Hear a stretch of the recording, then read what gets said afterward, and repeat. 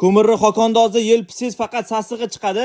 Bu yerda ventilyator yoqib qo'ysangiz, faqatgina issiq havo chiqaradi. Odamlar haligacha ko'mirni isitayotgan paytda bir qop ko'mir puliga yaxshi обогреватель beryapti. Ko'mirda xonangizni qattiqroq isitish uchun bir satil emas, 2 satil ko'mir solasiz.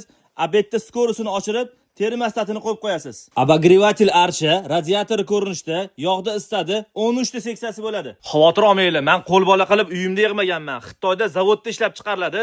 Bir fura olib kelsanglar ham ancha qimmatga tushib ketadi. Ustidagi qovurg'alarini kelib qattiq bukib ko'rasizlar, sirazi tosh ko'mirni his qilasizlar. Komplektida rolikli oyoqlari, kiyim quritish uchun shunaqa sushilkasi ham chiqadi. Soni kam emas, yetarlicha, lekin sovuq tushganning hisobiga tez tugab qolish ehtimoli bor.